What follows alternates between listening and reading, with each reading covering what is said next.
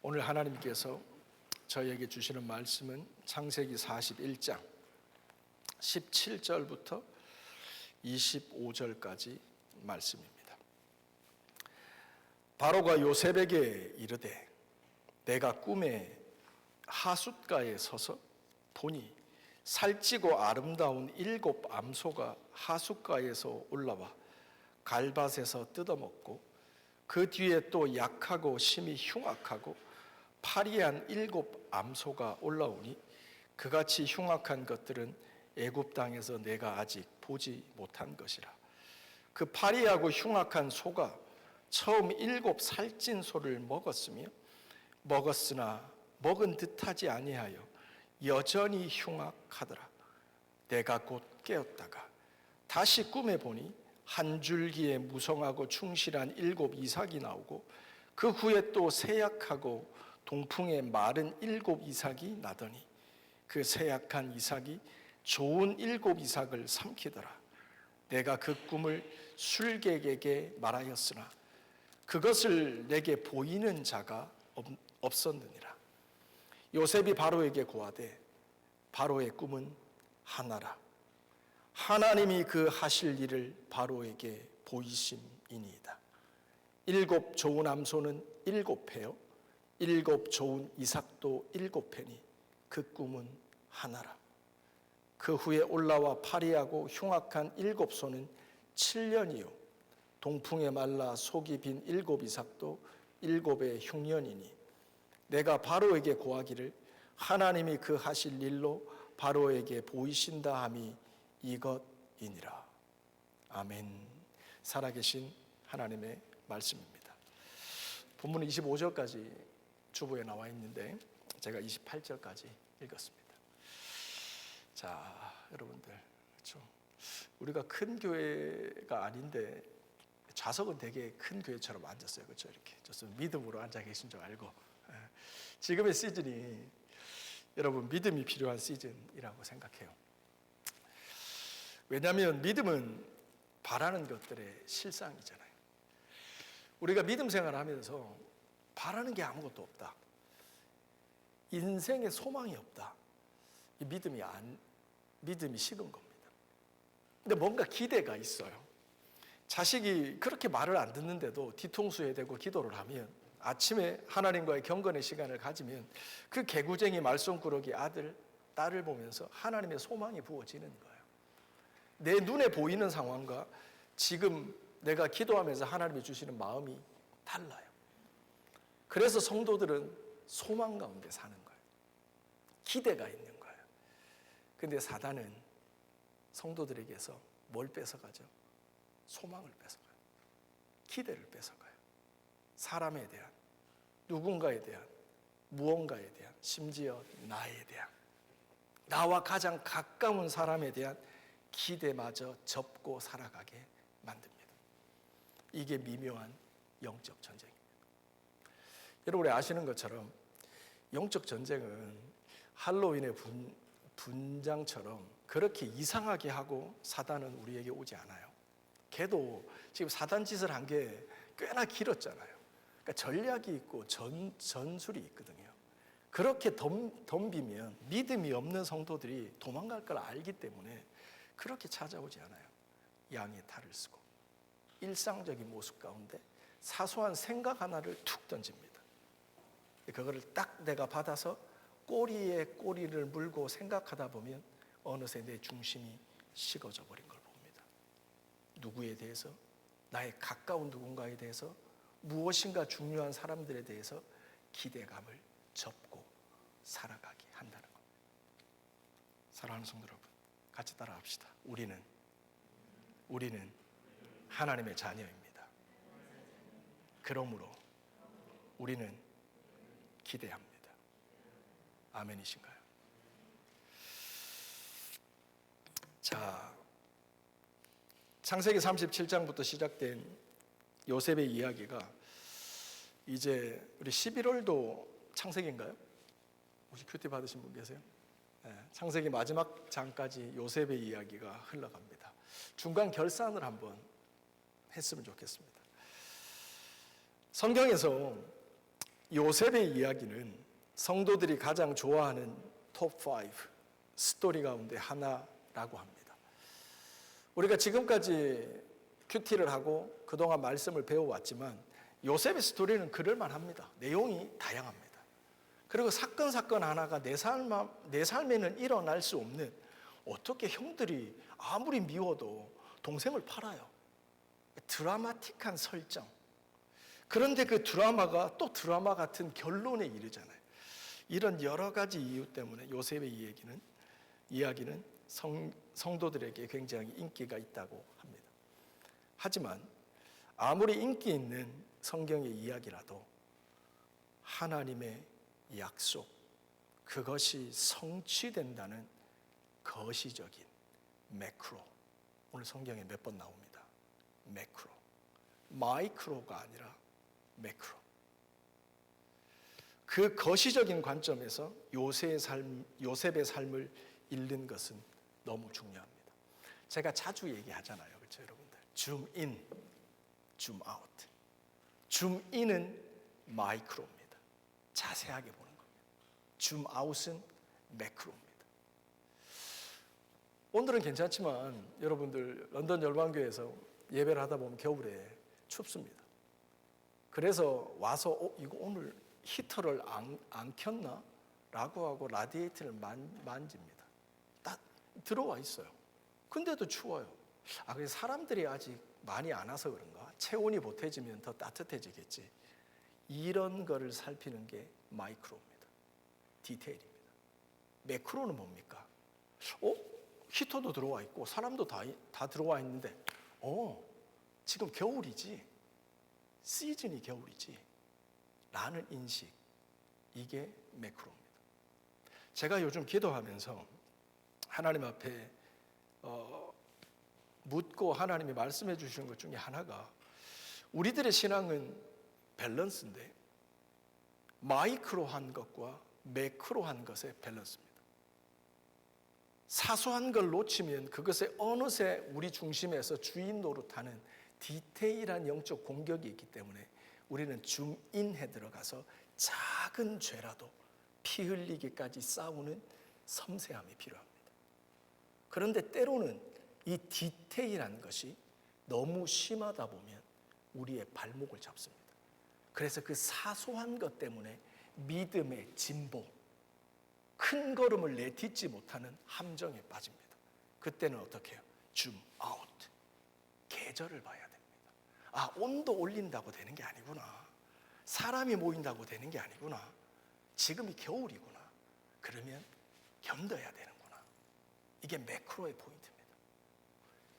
요즘 우리 거창하게 한국교회, 영국교회를 얘기는 못하지만 우리가 속해 있는 런던 열방교회 영적 시즌을 따라가면서 하나님께서 우리에게 매크로적인, 거시적인, 줌아웃해서 바라보기 원하는 하나님의 뜻이 있다고 믿습니다.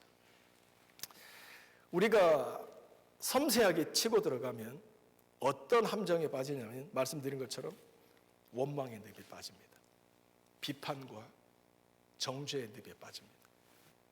우리 사실 예수님께서 우리를 구원하실 때도 어떤 문제부터 핵심적으로 건드리시던가요?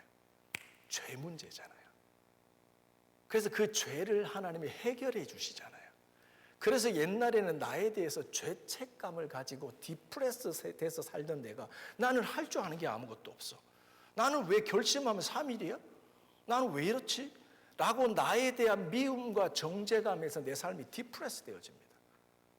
그럴 때 복음이 우리에게 들려주는 메시지가 뭐예요? 그리스도 예수 안에 있는 자에게는 결코 정죄함이 없다. 예수 그리스도가 죄와 사망의 법에서 너희를 구원하였으니 이제는 예수로 인하여 기뻐하고 살아라. 뭐가 되고 안 되고의 차원이 아니라 하나님이 너희들의 인생에 대해서 가지신 그 놀라운 계획을 봐라. 그게 무엇인지 모르면 구해라. 부르짖어라. 그리하면 내가 말해줄 거다. 라는 주의 음성과 만나게 되는 거죠. 그래서 오늘 말씀은 요셉의 인생 가운데 저희가 마이크로, 매크로 하는 걸 왔다 갔다 하지만 포인트는 하나님이 주시는 마이크로의 포인트에 두면서 말씀을 전하도록 하겠습니다. 요셉은 야곱의 사랑을 받았던 아들입니다. 근데 야곱은 요셉을 편애했습니다. 페이보리티즘. 그렇죠? 가끔씩 제가 집에서 듣는 얘기입니다. 아빠는 4번만 좋아한다. 뭐 이런 얘기들. 야곱은 요셉을 편애했습니다. 흥미로운 건 야곱 자체가 그의 인생이 이삭과 리브가의 편애, 그것으로 피해를 입었던 삶임에도 불구하고 그 자녀 세대 요셉에게까지 이 편애라고 하는 페이보리티즘이 초래하는 삶의 비극은 전가, 재현되고 있다는 사실입니다. 그 세대에서 끊지 못한 균형을 잃은 인간적인 사랑이 요셉을, 사실 생각해 보세요. 요셉이 무슨 옷 입고 살았다고요? 채색 옷 입었다 그러잖아요. 큐티하셨죠? 오늘날의 버전으로 채색 옷이 뭐예요? 명품이에요. 1번, 2번, 3번한테는 체리티숍 사가지고 엄마 아빠가 늘 중고 옷만 사주는데 4번한테는 명품을 사주는, 신발을 봐도 나이키, 가방을 들어도 나이키. 그렇게 자식을 편협하게 편애했던 것이 야곱의 삶이죠. 그래서 그는 형들에게 미움과 시기를 한 몸에 받았습니다. 그래서 그 형들의 미움과 시기가 동기가 되어서 그 형들은 말도 안 되게 요셉을 미디안 상인들에게 팔아버립니다. 가족들에게 버림받는 이 사건이 굉장히 가슴 아프고 특이한 거지만 그 원인은 부모의 편애, 형들의 미움과 시기였다는 겁니다. 그리고 애굽으로 종되어 팔려온 요셉이 13년의 세월이 흐릅니다. 13년의 세월이 하루같이 흘러가는데 그 가운데서 우리가 아는 것처럼 이 종으로 팔려온 요셉, 여러분 생각해 보세요. 옛날에는 명품 입고 살았는데 보디발의 집에 바로의 왕의 가드, 여러분 센트럴런드 나가보셨죠? 호스 가드. 거기에 짱이 보디발이었던 거예요. 그 집에서 보디발한테 인정 좀 받았다는 게 뭐 그리 큰 보람이겠어요. 그가 옛날에 아버지의 편애지만 사랑을 받고 명품 입고 살았던 시절에 비하면 그의 삶은 바닥이었습니다. 요셉은 13년 동안 바닥을 칩니다. 그래서 그는 어느 날 생각했습니다. 야, 내 인생 진짜 이제 더 이상 나빠질 수가 없다. 그런데 어떻습니까? 그는 그 바닥보다 더 낮은 자리로 떨어집니다. 그게 보디발의, 자기 주인의 아내가 자기를 유혹해서 피했을 뿐인데 오해를 받아서 감옥에 갇히게 되는 겁니다. 요셉은 더 낮은 자리로 떨어지고 말았습니다. 사랑하는 성도 여러분, 여기까지가 제가 간단하게 마이크로하게 요셉의 삶을 서머라이즈 했습니다. 근데 여러분, 요셉의 삶을 지금까지 쭉 읽다 보면 굉장히 흥미로운 포인트가 하나 있다는 거 아세요? 그것은 요셉의 삶에 하나님은 늘 함께 하셨다는 거예요. 요셉의 삶에 하나님은 늘 함께 하셨다는 거예요. 그가 바닥으로 떨어지고 애굽으로 팔려다고 이제는 더 이상 내려갈 인생의 바닥이 없다라고 하는 지하로 떨어지는 순간에도 하나님은 그와 함께 하셨다. 어떤 사람은요, 내 삶에 지금 이렇게 삶이 뭔가 안 풀리는 이유가 하나님의 부재, 하나님이 없기 때문이라는 이유만으로 지속적으로 하나님의 임마누엘만 구하는 사람들이 있습니다. 그 이유만이 아닌데 그것만 구하는 사람들이 있다는 거죠. 이거는 성경적이지 않습니다. 성경은 우리에게 오히려 얘기합니다. 하나님이 나와 함께 하셔도 나는 바닥으로 떨어질 수 있다는 것. 그런데 오늘 설교의 첫 번째 메시지 나갑니다. 만약에 우리가 하나님과 진정 함께하는 인생이라면 우리들의 인생이 바닥으로 떨어져도 그것이 인생의 위기가 아니라 리바운딩 되어지는 기회라는 사실입니다. 내가 죄를 짓고 사회의 법과 하나님의 법을 어겨서 인간의 덫으로 죄악의 수렁에 빠지는 게 아니라 내가 신실하게 하나님의 말씀대로 살았지만 인생의 바닥에 떨어지는 순간이 찾아오는데, 그때 내가 진정 하나님과 함께 있는 하나님의 사람이라면 우리 삶에 무슨 역사가 있다? 리바운딩의 역사가 있다는 겁니다.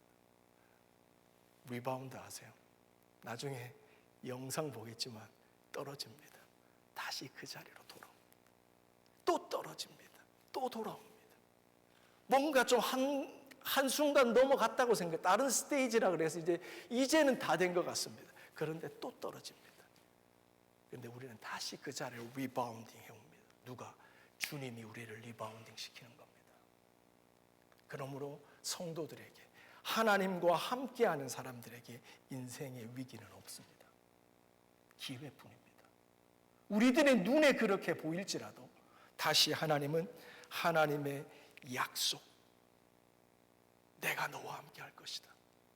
아브라함에게, 이삭에게, 야곱에게 주었던 그 약속. 그런데 오늘 등장인분은 누구죠? 요셉이잖아요. 하나님은 요셉하고 언약을 맺은 적이 없어요. 요셉하고 약속을 맺은 적이 없어요. 하지만 믿음의 조상들에게 맺었던 그 약속, 너희 후손들까지 내가 지키고 복을 줄 거다. 그 간접적인 약속이지만 그것이 능력이 있는 겁니다. 그 약속 때문에 요셉은 팔려가고 오해받고 쓰러지고 넘어지지만 하나님은 그를 다시 리바운딩 시키는 겁니다. 이것이 은혜입니다. 이것이 하나님이 우리들의 삶을 이끌어 가시는 매크로 포인트라 이 말입니다. 그러므로 누구를 원망하는 게 무슨 의미가 있어요?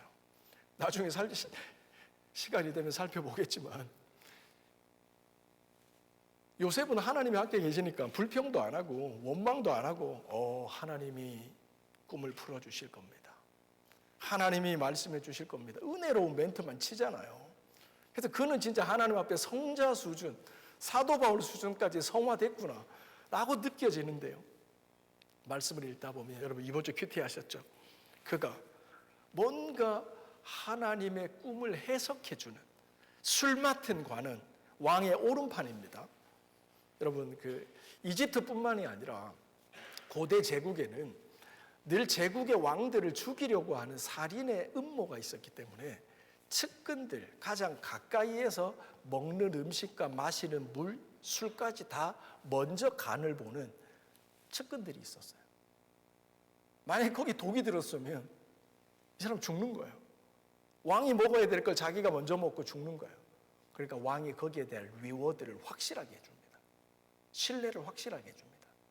근데 그 술 맡은, 떡을 먹는, 술을 마시는 이집트의 왕의 두 명들이 무슨 이유인지 성경은 기록하지 않지만 바로 왕의 오해를 받아서 감옥에 갇힙니다.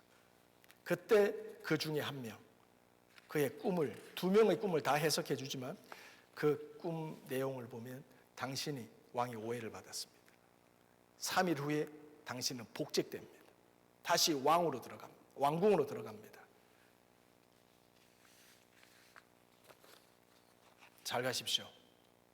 이렇게 말하는 게 아니라 뭐라 그러죠? 우리 말씀 한번 찾아볼까요? 자, 우리 창세기 40장. 자, 우리 진경 집사님 말씀 찾으셨나요? 40장.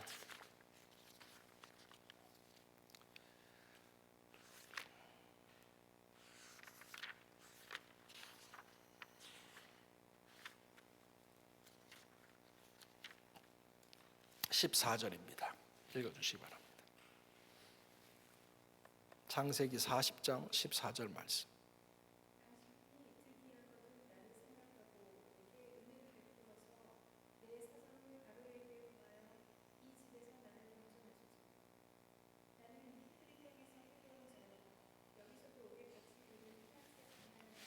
(15절) 나는 히브리 땅에서 뭐요? 끌려왔다는 겁니다. 뉘앙스를 느끼셔야 됩니다. 여기서도 감옥에 갇힐 일은 전혀 행하지 않았다는 겁니다. 이 15절에서 요셉이 표현하고 있는 거 한 단어로 뭡니까? 억울하다는 겁니다. 사랑하는 성도 여러분, 억울한 감정 아세요? 저는 조금 알아요. 여러분이 기도해 주셔서 노예를 마쳤는데 저는 노예 가면 억울한 마음이 좀 들어요. 왜냐하면 저는 사실 런던 열방교회 올 때 많은 걸 버리고 왔습니다. 사실 아는 분들은 아시겠지만 안수받은 교단을 버렸습니다. 그리고 열방교회 3,000명 성도가 기다리고 있는 게 아니었습니다. 하나님 앞에 교회를 지키는 3명의 성도. 하지만 하나님의 강력하신 말씀 앞에 정말 이 교회를 하나님 앞에 세우고 언젠가는 내가 이 교회의 부흥을 보고 교회를 떠난다, 이 마음으로 왔거든요. 그래서 제가 늘 설교 때마다 자기 변호적으로 하는 말이, 우리들의 선택한 것의 가치는 내가 포기한 것의 가치와 똑같다. 우리가 예수님을 선택했다면 내가 뭘 예수를 얻기 위해서 포기했는가 라는 것은 정확하게 우리에게 말해준다. 그러므로 예수께서 우리한테 말씀하실 때 너희가 나의 제자가 되려면 가족을 버려라, 배를 버려라, 돈을 버려라. 포기한 것이 반드시 있었단 말이에요. 근데 오늘날의 교회, 오늘날의 주님의 제자들의 그 제자도, 주님이 믿는 믿음의 길은 왜 이렇게 가벼운 거냐? 포기가 없습니다. 성경의 진리 앞에서 우리는 뭘 포기하느냐는 것. 전부 다는 아니지만 몇몇 목사님들이 노예를 위해서, 노예가 사실 교회의 연합이잖아요. 사실 노예는 병원하고 같은 거예요. 건강할 때는 목사님 노예라는 걸 왜 해요? 총회라는 걸 왜 해요? 노예는 병원과 같은 겁니다. 건강할 때는 필요도 없고 존재도 무의미합니다. 근데 노예와 총회의 진가는 교회가 문제에 휩싸였을 때입니다. 교회가 사분오열, 하나가 4개의 교회로 쪼개집니다. 6개의 교회로 쪼개집니다. 그럴 때 그 쪼개진 교회를 하나로 다시 화합시키는 역할을 노예와 총회가 하는 겁니다. 그런데 제 개인적인 생각이지만 왜 이렇게 지금 노예가 어려운데 희생을 안 하려고 하느냐? 왜 손해 좀 보고 살을 깎아내는, 뭔가 그 하나님 앞에 은혜를 구하는, 그래서 내가 먼저 결단하고 헌신하는 그런 모습을 왜 안 보이는 걸까? 나는 많은 걸 버렸는데. 이 억울한 마음이 노예에 가면 들어요. 제가 왜 이야기를 하냐면 제가 덜 됐기 때문이라는 걸 말씀드리는 거예요. 제가 덜 됐기 때문에 그런 거예요. 억울한 마음은 내가 자아가 중심일 때 찾아옵니다. 내가 얼마나 버렸는데, 내가 얼마나 사랑했는데, 내가 얼마나 희생했는데 너희들은 뭐하냐? 라는 본전의식입니다. 이건 하나님이 주시는 마음이 아닙니다. 여러분, 좀 전에 우리가 14장 읽었죠, 그렇죠? 창세기 40장 14절 읽었죠? 제가 다시 읽어드릴게요. 당신이 득이하거든, 복직하거든, 나를 생각하고 내게 은혜를 베풀어서 내 사정을 바로에게 구하여, 같이 따라합니다. 시작. 이 집에서 나를 건져내소서. 여러분, 큐티할 때 이미 제가 말씀을 드렸지만 이 짧은 구절에 나를, 내게, 내가, 나라는 말이 5번 반복이 됩니다. 영어 성경을 보면 6번이 반복이 됩니다. 그러니까 억울한 거예요. 억울함은 내가 살아있다는 증거입니다. 그리고 뭐라고 얘기해요? 바로에게 얘기해서 자기를 건져달라는 거예요. 이 말이 틀렸어요? 맞아요, 송희 집사님? 맞죠. 바로는 죄수를, 어떠한 죄가 지은 죄수를 감옥에서 꺼낼 수 있는 사람이에요. 이 말은 맞죠. 근데 하나만 맞고 둘은 틀리죠. 둘은 뭐예요? 요셉을 애굽으로 종으로 판 게 누굽니까? 형들입니까? 하나님이 허락하신 겁니다. 그를 보디발의 집으로 종으로 팔려오게 한 게 누가 그렇게 한 겁니까? 하나님이 그렇게 한 겁니다. 그러면 지금 다시 오해를 받고 술 맡은 관원장하고 만나서 이 모든 일들을 하고 있도록 인도하신 게 누구입니까? 하나님이 하신 겁니다.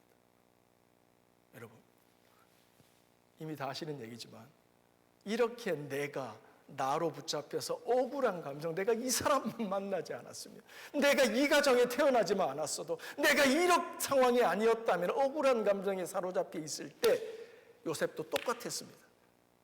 그런데 나중에 이 요셉이 하나님의 리바운딩, 이 시즌을 겪으면서 하나님의 사람으로 성장해 갑니다. 그런 다음에 그가 어떤 사람으로 바뀌어져 있습니까? 창세기 45장입니다.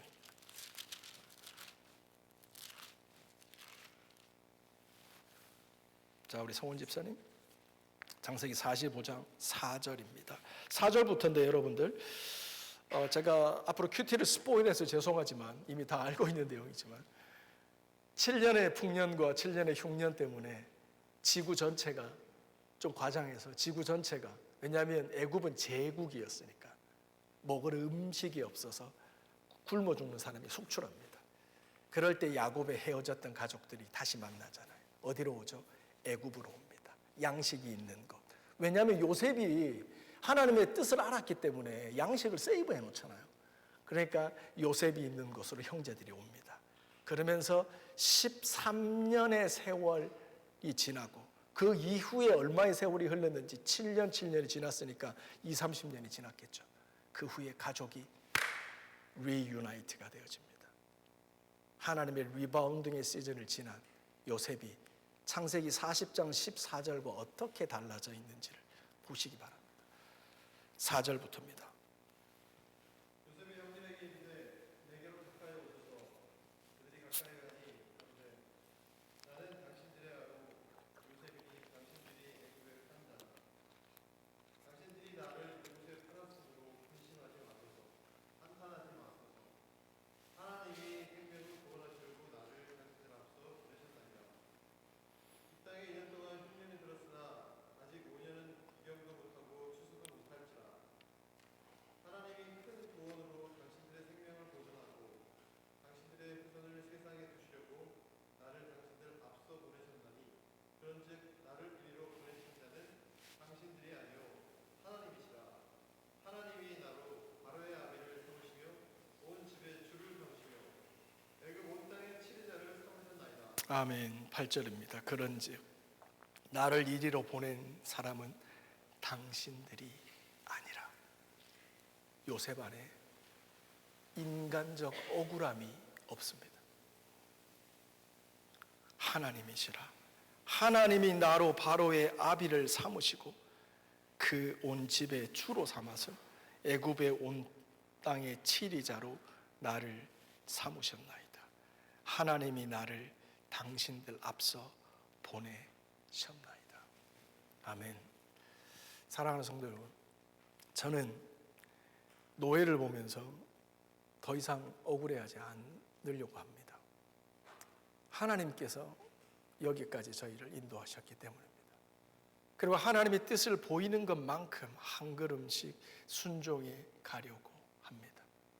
우리들의 삶은 마이크로하게 작은 죄 하나 하나님의 뜻과 길에서 벗어나 있는지, 믿음의 자리에서 벗어나 있는지를 살피는 디테일 예민함이 필요합니다. 피 흘리기까지 죄와 싸우는 마이크로한 노력이 필요합니다. 하지만 지금 하나님께서 우리에게 주시는 것은 매크로한 겁니다. 하나님은 우리가 넘어지는 그 지점에서 조상들과 맺은 언약을 기억하시고 우리에게 뭘 허락하세요? 리바운딩의 시간을 허락하시는 겁니다. 이것이 요셉이 보냈던 2년의 시간입니다. 그는 리바운딩의 시간을 보내는 겁니다. 지금부터 제가 영상을 하나 볼 텐데요. 여러분들 권투 좋아하세요? 아니, 목사님이 안 홀리하게 권투를, 그러면 UFC 좋아하세요? 격투기 좋아하세요? 저와 이성원 집사님, 우리 차사모님, 고 집사님 정도만 공감을 하겠지만 저희가 청소년 대학 시절 때는 권투가 짱이었어요. 그래서 나라에서 세계 챔피언 나왔다 그러면 정말 내가 챔피언 된 것 같아요. 근데 권투 세계 챔피언들에게, 오늘날의 버전으로 UFC 챔피언들에게 이 챔피언이 되기까지 가장 어려웠던 순간이 언제입니까? 라고 물어본 적이 있다고 합니다. 그 사람들이 이구동성으로 똑같은 말을 합니다. 그때가 언제인 줄 아십니까? 결승전을 하루 앞두고 하는 개체량입니다. 무게를 달아보는 시간입니다. 70kg가 돼야 싸울 수 있는 그룹들이 있고 50kg 사람들이 싸울 수 있는 그룹들이 있는 거잖아요. 개체량입니다. 근데 평소에 내가 이제 먹을 거 먹고 살아야 되잖아요. 그러니까 좀 이렇게 절제 안 하고 먹는단 말이에요. 그러니까 내가 60kg 경기를 해야 되는데 몸이 70kg가 돼 있는 거죠. 그럼 경기가 잡히면서 서서히 몸무게를 줄여가지만 어떻게 그 몸무게라는 게 잘 줄여지나요? 안 되는 거예요. 경기는 하루 남았는데 8kg가 오버예요. 그래서 어떤 선수들은 하루에 8kg를 뺍니다. 10kg를 뺀다고 합니다. 그래서 그 경험을 지옥과 같은 시간이라고 합니다. 요셉이 겪었던 2년은 이 리바운딩의 시간입니다. 50kg에 초과되어서 이제 결승전을 치를 수가 없는 거예요.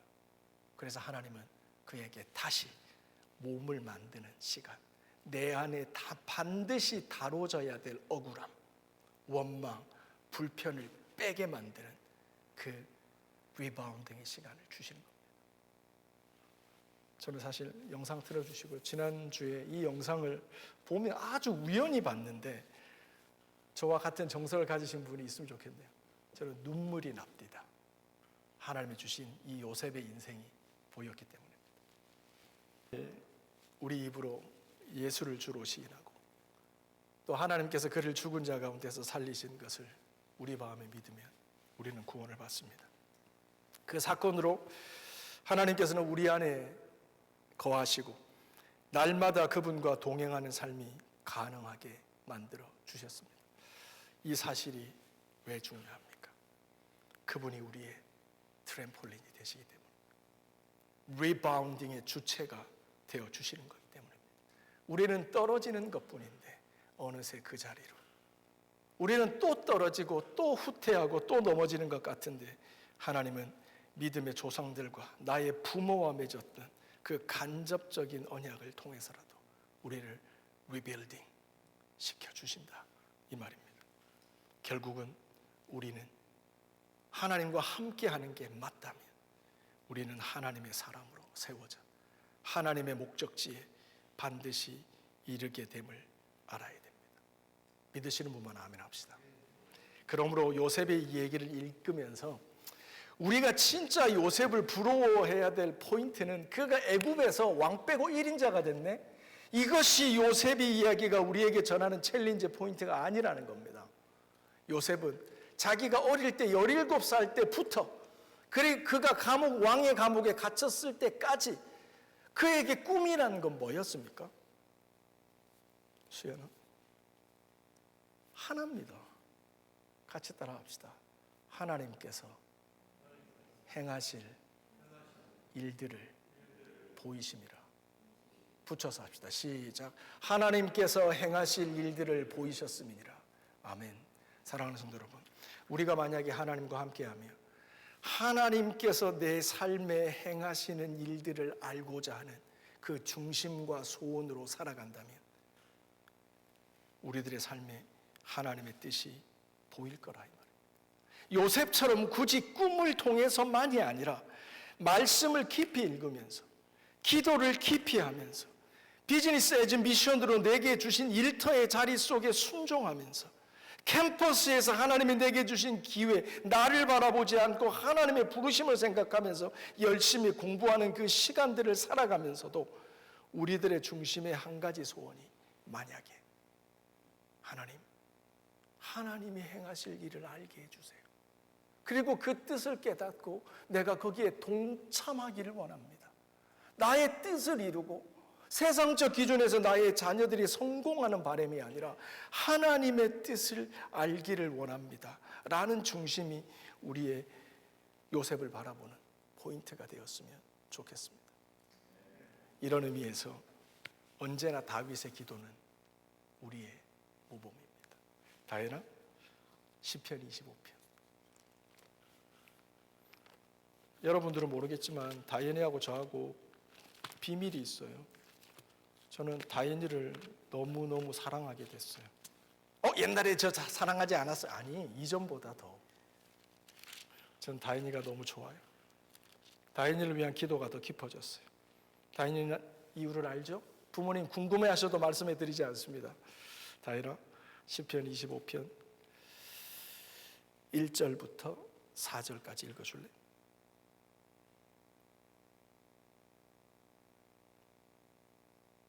시편 25편 1절부터 4절. 네, 여호와여. 영어로? 너 한국말도 잘하잖아. 어찌 영어로 읽고 그러면은 아빠를 그 다현이를 오빠하고 똑같이 사랑하는 아빠가 그 다음에 한국말로 읽어주시면 좋겠습니다.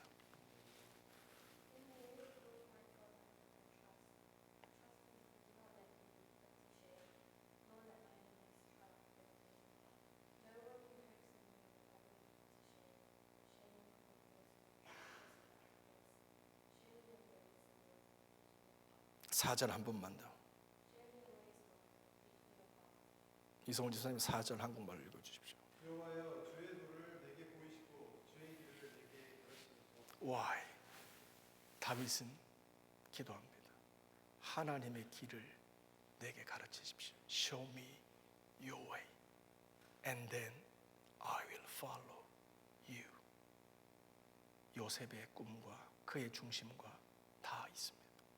사랑하는 성도 여러분, 하나님께서 우리에게 보이시는 믿음의 길을 구하고 그 길 앞에 리바운딩 하시는 하나님을 기억하며 오늘도 이번 한 주도 순종해 가시는 저와 여러분 되시기 바랍니다. 자, 우리 주의 말씀 기록하는 시간 가집니다.